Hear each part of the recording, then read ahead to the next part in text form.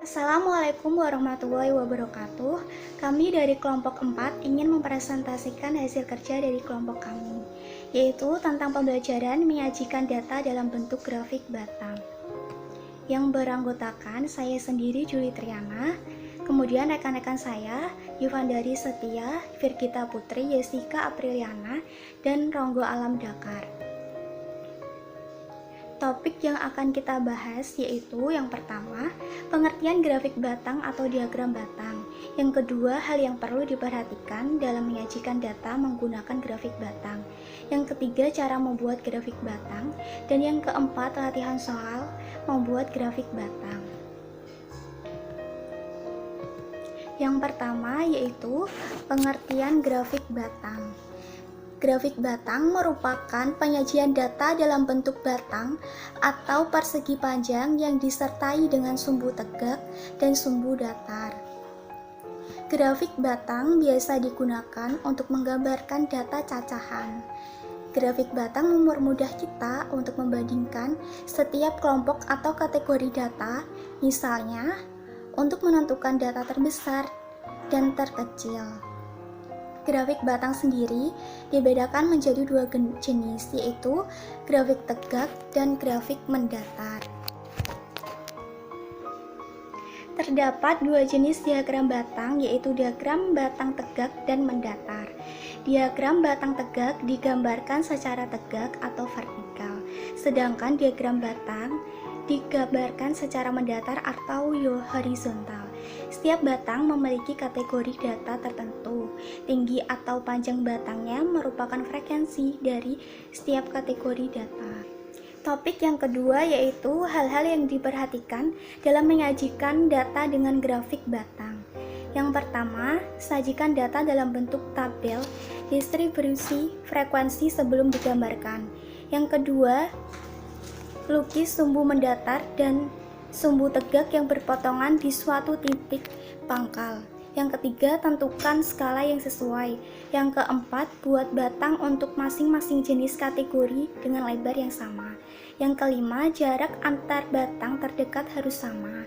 Yang keenam, tinggi atau panjang tiap batang harus sebanding dengan nilai dan atau frekuensinya.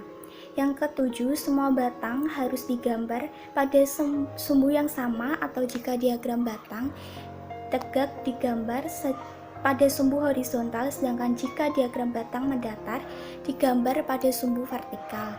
Yang kedelapan yaitu agar lebih jelas, diagram diberi judul dan setiap sumbu diberi keterangan nama.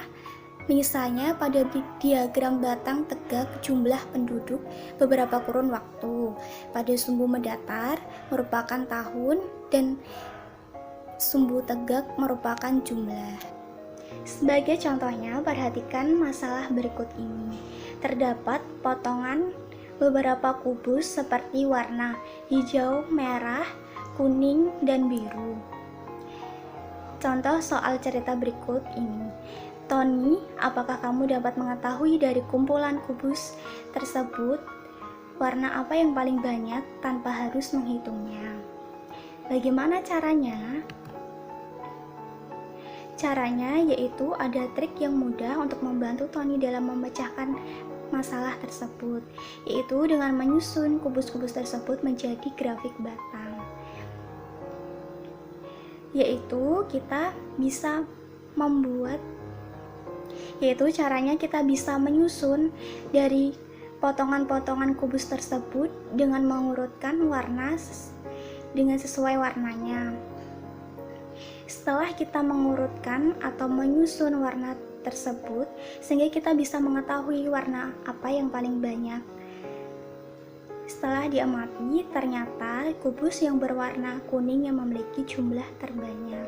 Dan lalu, bagaimana cara membuat diagram batang?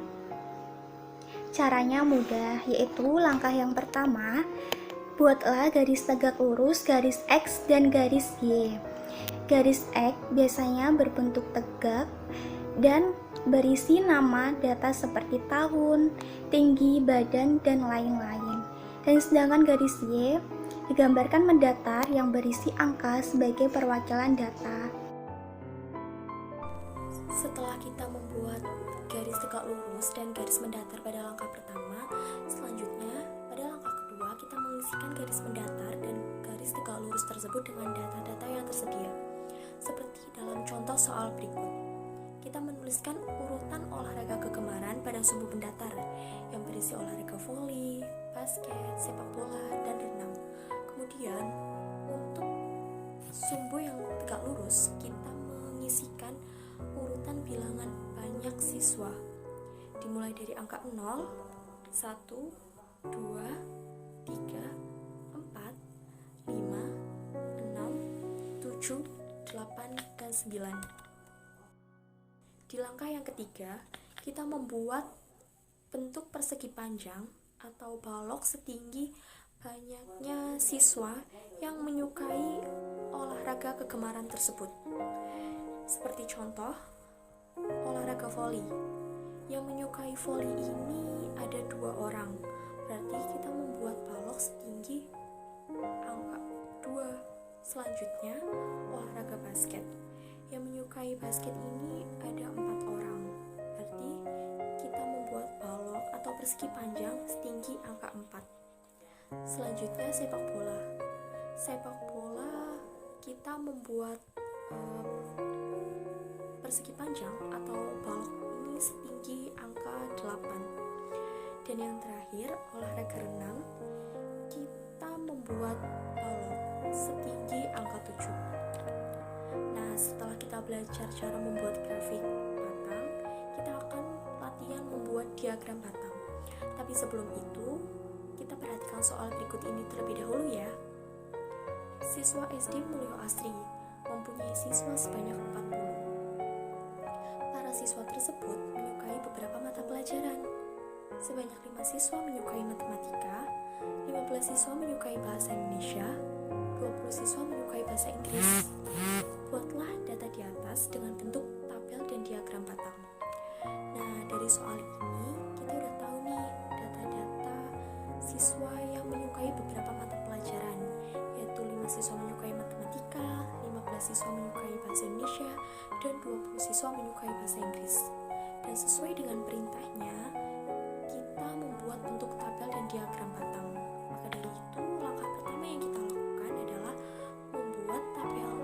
Tapi sebelum kita membuat tabel yang terdiri dari kolom-kolom, kita buat dulu judul tabelnya, yaitu tabel data siswa menyukai mata pelajaran.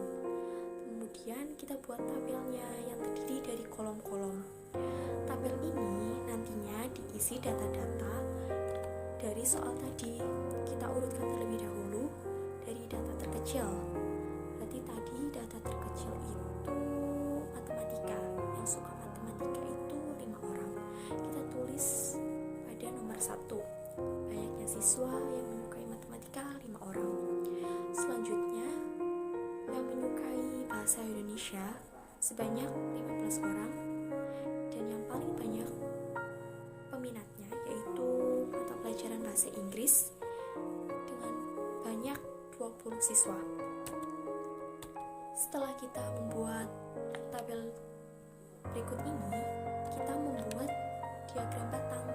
Caranya sama seperti yang pertama. Jadi kita membuat garis mendatar dan garis tegak lurus, di mana garis mendatar ini kita isikan dengan nama mata pelajaran yang disukai siswa, yaitu tadi matematika, bahasa Indonesia, dan bahasa Inggris.